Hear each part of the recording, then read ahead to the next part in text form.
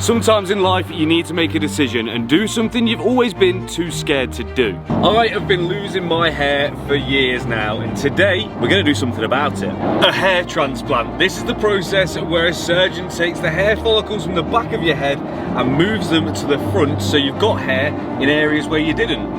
But there's a problem.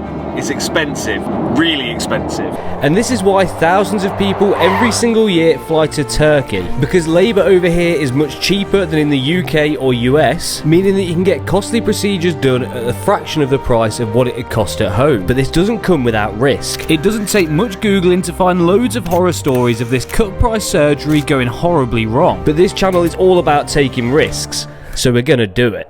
Now, Turkey is on the other side of the continent, meaning to get there most people would fly, but not me.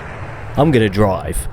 So we're crossing the complete continent of Europe, going all the way from the UK right to the other side to Turkey, and what better car to do that ultimate grand tour in than a car that's been named after it, the AMG GT. Now, this car has already been on one epic journey from when we got it as a completely standard wrecked example to now looking like an AMG GT Black Series, but built on a budget.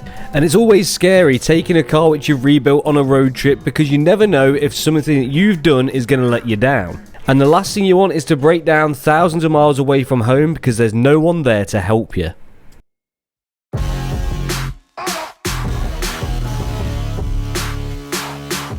So as we landed into mainland Europe and into France, at this point we were just praying that we weren't going to have any problems. We've already got a problem. We hit a pothole back in the UK. I kind of thought nothing of it, but the more we drive it, the more I notice it. I don't know how you can hear it, but when we change direction, so when you accelerate and then also when you brake, when you first do it, we're getting like a little knocky noise, which isn't good, especially when we've got over 2,000 miles ahead of us to get to Istanbul, and we've still got to get home as well. Sometimes my luck amazes me.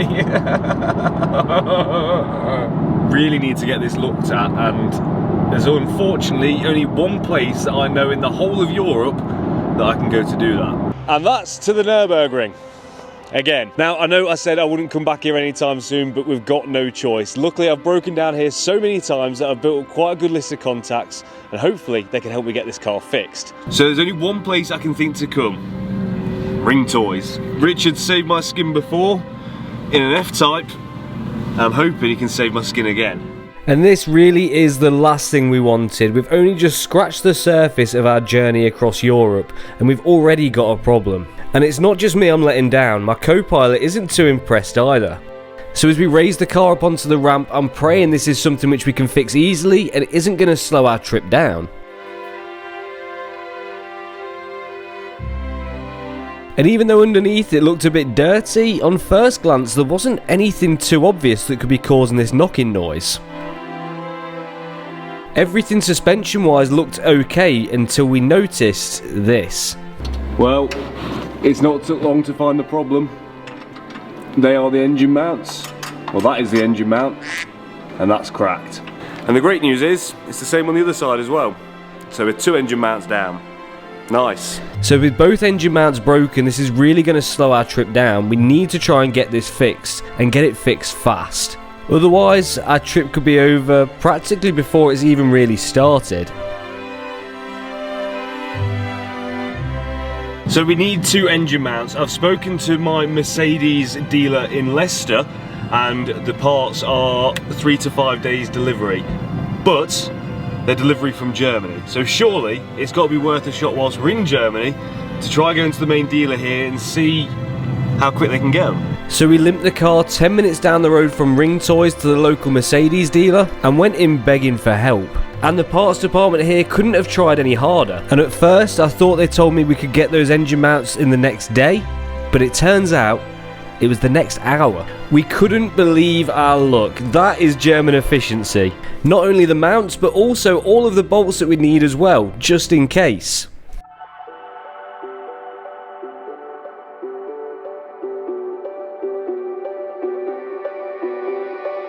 Well, here's the first one, which is cracked, but the second one, the passenger side, which is cracked even worse. No wonder it was making some funny noises. Not good. I mean, that itself is very close to shearing off completely, right?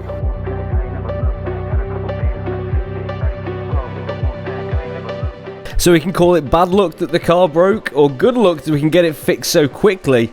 But as quick as that, we're back on the road.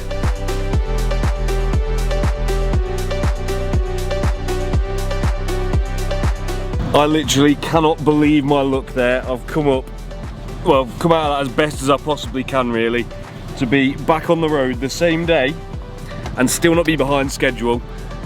And it wasn't even that expensive. I think all in about 400 or 500 quid. I'll take it, gets us back on the road and keeps us on plan. Happy? Happy. Now the good news is, because we did so much driving yesterday by accident to get this car fixed at the ring, that means that our drive today is short. We've only got to get to Frankfurt, which is about an hour and 45, 2 hours, something like that. And that's our stop for tonight. Then the real driving kicks off tomorrow. And this is the only hotel on the whole trip which we've booked, but you'll see in a second why we've booked this one.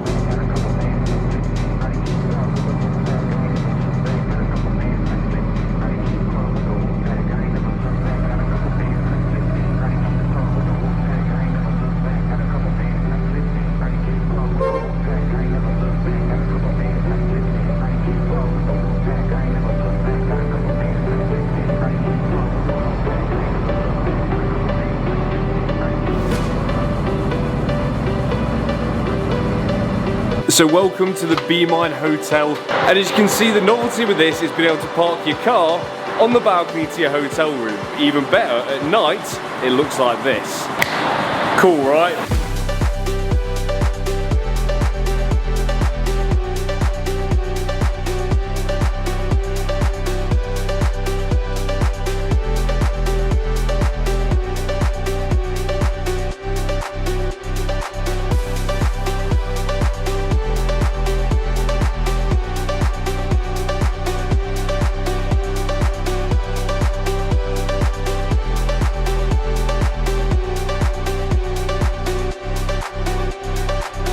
But I can't stand out here all night and stare at my car. I've got to get some rest, because tomorrow is when it gets serious.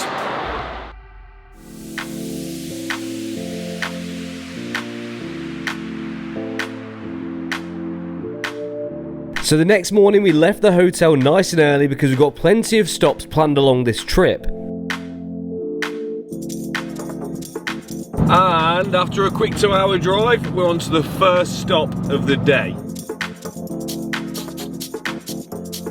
And that first stop takes us to Stuttgart, the home of Mercedes.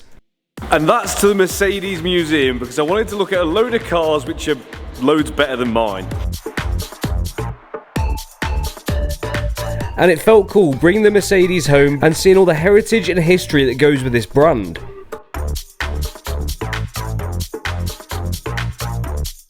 So although the Mercedes Museum was cool, we didn't come here to look at cars, we came here to drive. So we started our journey here.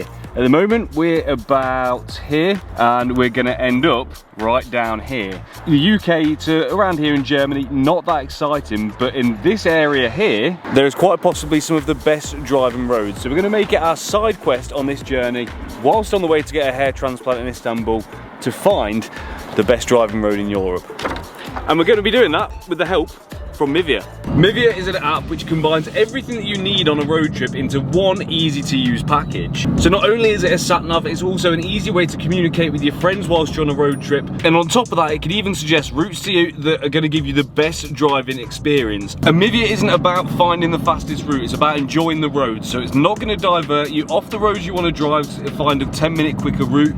It's going to keep you on the road that you want to drive, so you can have the best time possible. And Mivia works in every single country around the world, so the more people that use it, the stronger it becomes, and the platform will continue to grow. You can save and share your route with your friends, meaning that you're all going the same way and you all get to share the same great experience. You can create routes yourself and share them to others, or you can simply use routes that other people have already created.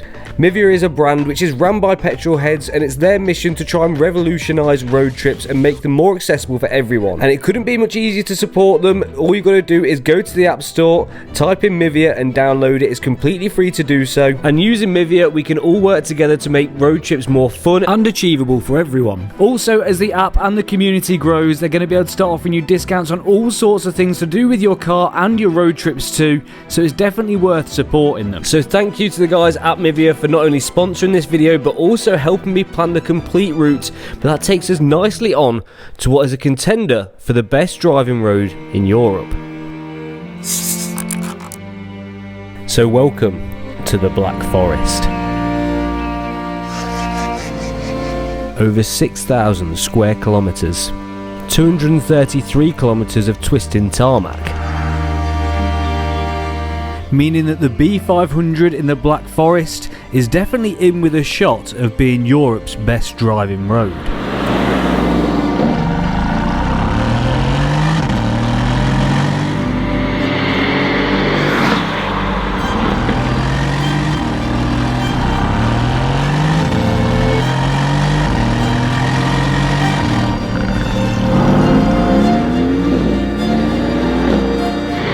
And it did not disappoint.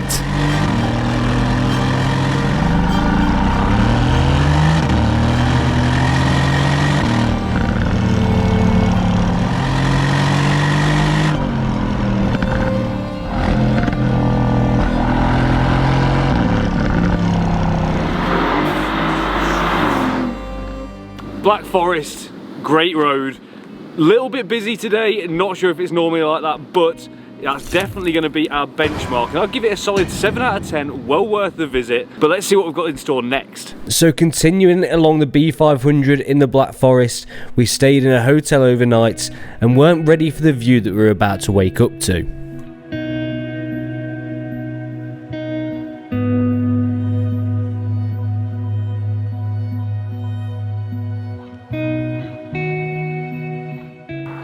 Right, it's the next morning. Let's do it. Another 6 hours driving today, 6 hours driving tomorrow. Eventually, we'll reach Turkey. So now, well rested, we can hit the road again and head towards our next stop off on this road trip, which takes us just out of Germany and over the Swiss border to somewhere called Rhine Falls.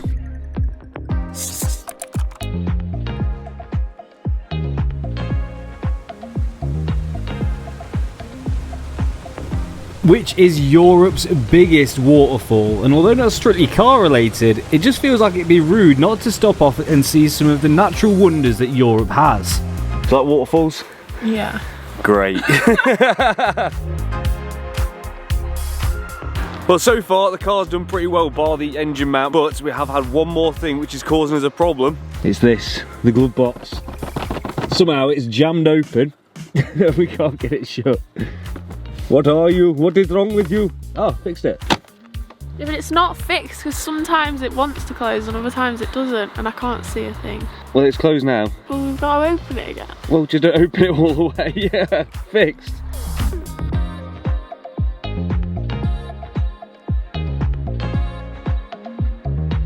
Right. Yesterday was about getting from the Black Forest to where we are now, which is Innsbruck. So from here we've got possibly what is definitely a contender for the best driving road on this trip. So we need to go up there, have a drive, see how dangerous it is. So let's go and see, what's it called? The Grossglockner. Say it again. What is it? Which way around is it? The Grossglockner. Grossglockner. The Grossglockner. 48 kilometres of perfectly maintained roads climbing Austria's highest mountain.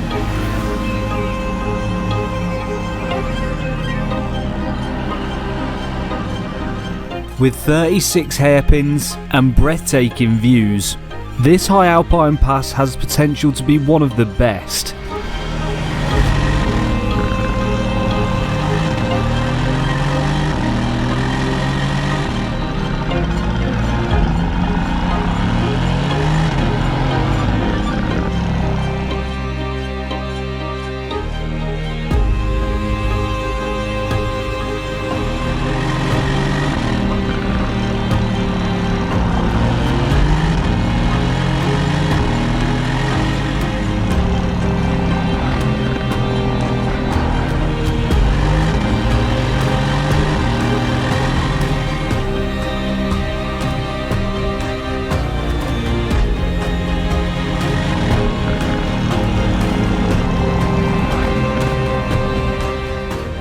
thing that makes this road dangerous is not only the sheer drops, but as you climb, the temperature drops rapidly. So we started off at 17 degrees, it's now well below 10, we're on 8 degrees now, so it could keep getting lower, and at the colder time of year, that could catch you out and cause dangerous icy spots, so you've got to keep your wits about you. So Grossglockner is good. The curves are good, the views are good, the roads are good, but it is cold and it's windy. It's an 8 out of 10 from me. What's your rating? I give it a 9 out of 10. A 9. She's kinder than me. So after having an epic experience on the Grossglockner, I was on a high. I didn't feel like anything could go wrong. I literally just said about that. I can't believe it. I can't believe you've done this. For God's sake. How can I clean my shoe? You have to use these. Oh. Oh. How did you manage that? I wasn't looking. I'm going to be here forever. Look at the state of it. Well, you're not getting in here without them. I might have to leave them. It's a bad day. It was all going so well. I can't believe it. He's using a stick to get it out the little cracks in the bottom of his shoe. Oh my god. Right, today is where things change a little bit, because every country we've been to so far is somewhere I've visited before. So that means I know what to expect. But the next country we're going to be passing through is Hungary. It's a country I've never been through and definitely never drove through before, so I don't really know what I'm going to get. The aim for today is to cross the entire width of it and get just into Romania. So we're going to be leaving Wörthersee in a minute, and we've not got the most exciting drive, but we've got a lot of ground to cover. We've made it to Romania. Is the town called Arad? Yeah. Arad. What a nice place. And the best part of it is, you seem to get a lot more for your money here. We got a full suite at a 5-star hotel for 190 quid. I'll take it. But there's one main reason we've come here, because this has one of the most famous driving roads in the whole of Europe, and we've just got to visit it before we make it to Turkey. Thank you. So as the Carpathian Mountains in the distance became closer and closer, we knew that we were getting close to our destination.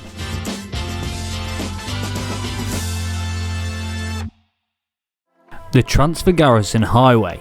Voted by Top Gear as the best driving road in the world, I was hoping that this was going to be the icing on top of the cake for this trip.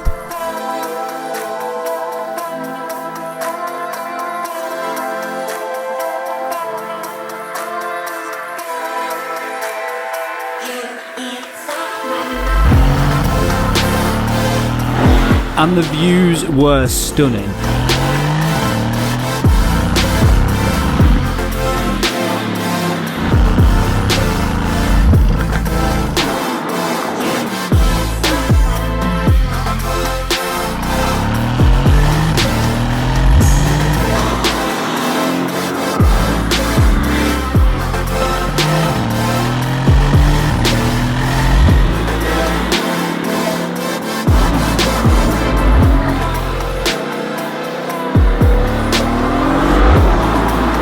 So the I still can't say it. The Transplant Highway, is that right?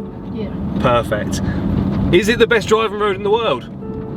My opinion, absolutely not, because the road surface is just so poor, going up to it, coming down from it, and even on it, that it just takes away so much of the driving pleasure. So I hate to disagree with the holy trinity of TV car presenters, but it's just not. The Grossglockner is a far superior road for going there and enjoying driving your car, and I much prefer it. Disappointing. And I'm not saying that it's not a beautiful place, because it most definitely is. The views are out of this world. But for something to be the best driving road, it not only needs the views and the turns, the twists, but it also needs to have the road surface to match, because if it hasn't got that, can you really enjoy a car like this there? Now, I have got to bear in mind that I'm coming here many years after the Top Gear trio came here, so maybe over time the road surface has deteriorated and not been maintained in the same way it was back then. But I have to give this road a rating, and the views are stunning, but the surface lets it down so much I really struggle to enjoy it, and that's why from me it gets a 6 out of 10. But it was made slightly better by this. We found a bear. It's a real bear. That's nuts. Look at the size of him. He's a big boy. You feel happy? Yeah. Because we see the bear. It's so cute. So Hey, do not go and try and hug him. I guarantee he won't like you. I feel really bad that the lights are just shining. I feel like we should go. He's a scary man. That literally looks like a water advert, doesn't it? Evian. Yeah, Evian, Livion.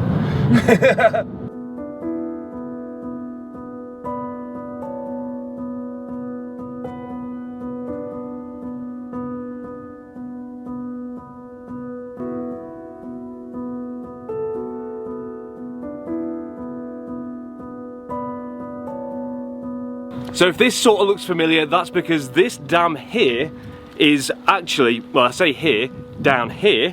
Whoa, right at the bottom there, if you can see, is exactly where the Top Gear trio camped in a Ferrari California, a Lamborghini Gallardo and a Aston Martin DBS when they came to Romania to do the Transfer Garrison Highway. There's a hotel 2 minutes up there. Don't know why I didn't just stay there, to be honest.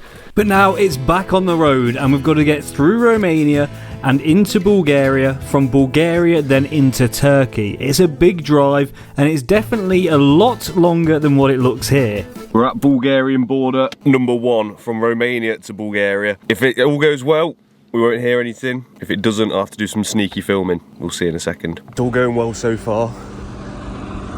The police seem to like the car. I don't want to make it too obvious I'm filming, so I might get shouted at. But it seems okay. I don't know what all the fuss was about. Everyone there was lovely on the Romanian side and also on the Bulgarian side. Hopefully it's the same at the crossing to Turkey, but what they did say is the roads down here for the next 50 kilometers or so are going to be horrendous. So if they're saying it's bad, that means it's going to be bad. So let's just hope that we don't break the car when we're so close to the finish line. And if they're saying this is bad, I don't think they've been to the UK, because although it was a bit potholy, I'd say we've got it worse.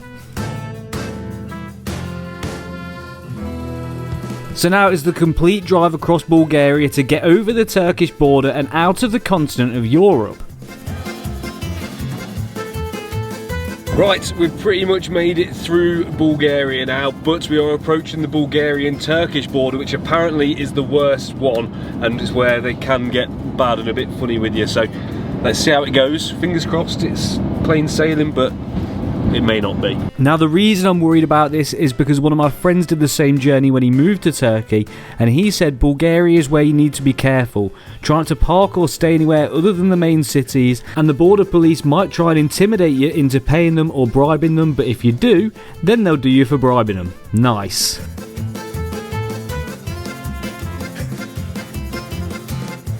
But we had a different problem entirely. So we're currently having a couple of problems getting the car in because the insurance documents, even though we've got emails confirming from the insurance company that we're covered in Turkey, they're not accepting that, so I don't really know what we're trying to do. The good thing is the time here is a lot earlier in the UK, so the insurance company is still open. Fingers crossed they can get a new certificate over to us proving that it's insured in Turkey and they actually let us in.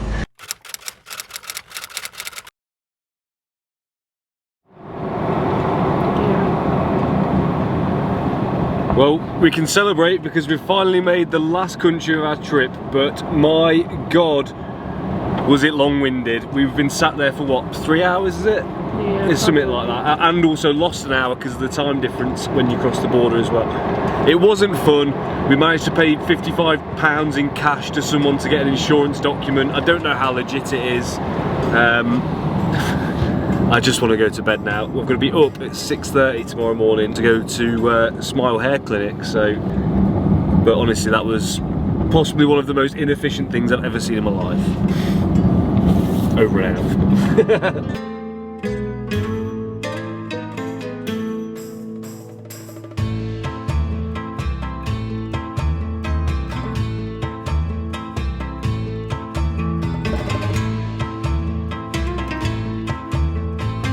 We are so close now. I'm not gonna lie, I didn't think we'd make it this far.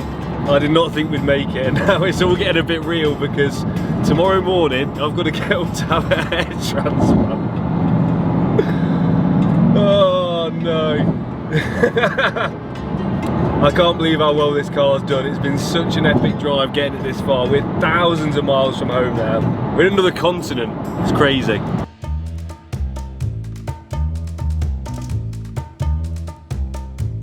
We have only got 27 miles of our massive journey left, but it's going to take us an hour.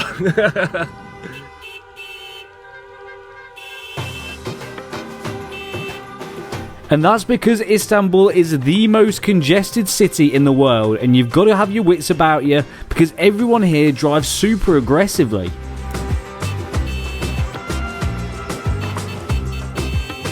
And I was just trying to get through it without getting my pride and joy damaged.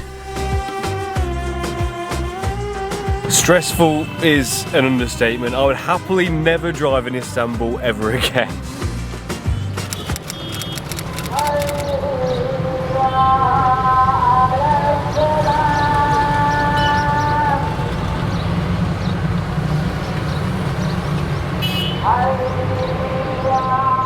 Morning, we're in Istanbul. It's the big day. No hat because don't need it. We're gonna be getting some fresh air. I can't believe I'm doing this. This is ridiculous.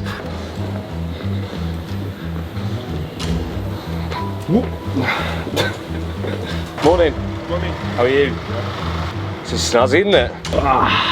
Right, it's bright and early. Now we're on the way over to the clinic to get some hair. And I'd be lying if I said I wasn't nervous. But after 10 days of driving, we had finally made it to Smile Hair Clinic, where I felt slightly comforted that my doctor was a Mercedes fan too. How you doing, man? You good? I love your car.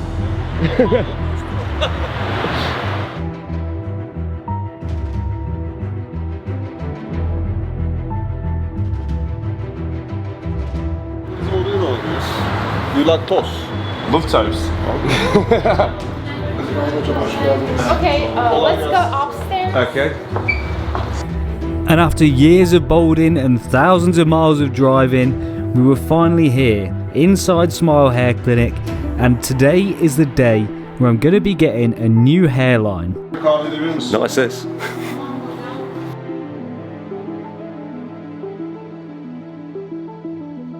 But first we had to decide where exactly this hairline was going to go. I wanted to keep it as natural as possible so it didn't look out of place and fake. And also decide how many grafts we were going to do. That's how many hairs we're going to take from the back of my head and reposition to the top. In the end, we settled on about 4,500.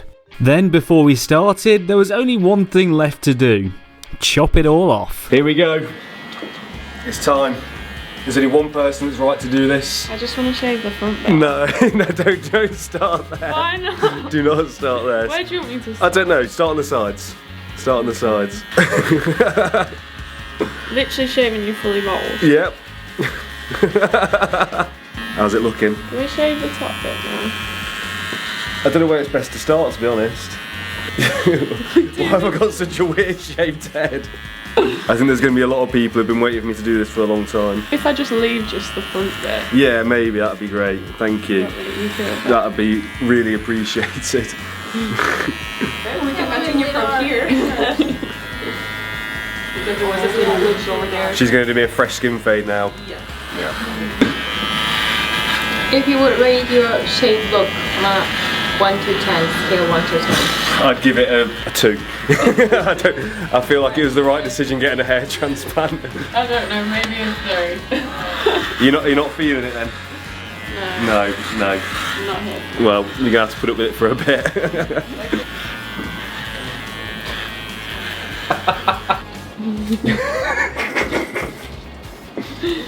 It's the lines for me. Is it the lines doing it? What about if this was just me constantly? I don't know actually, it's not actually bad. Is it not? No, the more I think about it. I just feel like it's not me. It's kind of hard to tell though when you've got them lines on This your is true, yeah, this is true. Alright. Right, I'm ready. Are you ready? I'm as ready as I'm ever gonna be. I don't think you're going to be able to watch this though. No. I don't think anyone on YouTube is going to be able to watch it either, so I'll check out from here and check back in with you in a few hours maybe. Now you guys know how YouTube works, you know I'm not going to be able to show you the exact operation and how it's done in full detail, but what I can tell you is it wasn't as bad or as painful as what I first thought it would be. It was actually pretty chill. It is 2 days after my operation and this is how I'm looking. We obviously had a load of grafts, it was 4,600 of them, which is quite a few, but that means I'm going to have plenty of hair on my head, but it's not going to be an instant thing. It doesn't mean that in 2 weeks time I'm going to have a full head of hair. It might take 12 or maybe 18 months to see all the full growth of these hairs on my head. So it'll be a slow thing, but over time they'll start to grow in. And I know you guys are going to have some questions like, did it hurt? Honestly, it was easier to do this than have a tattoo for an hour. It was not bad at all. The worst part of it for me was lying on my front for an hour while they're taking the hairs out the back of my head. Apart from that, I was just chilling watching TV. So is it painful? Honestly, not really. Also, the guys at Smile really couldn't have been better. They were super kind, they were super accommodating, really friendly, and obviously done a great job. I'm looking forward to seeing the results from this in the future as well. I genuinely would recommend them. They're really, really kind people trying to do the best job they possibly can. So yeah, 100% recommend. So if you want to go and get a hair transplant with them, they're going to give you guys some money off as well. Use code ChrisSlix100 when you contact them. You can do it using the WhatsApp link in the description. They're going to give you €100 off your procedure as well. So if you want to get some of your confidence back, get some hair, go and contact them down below with that link. I want to thank Mivia as well because they helped us plan this entire road trip. Every single stop off, every single hotel, and it has been perfect. It's been flawless.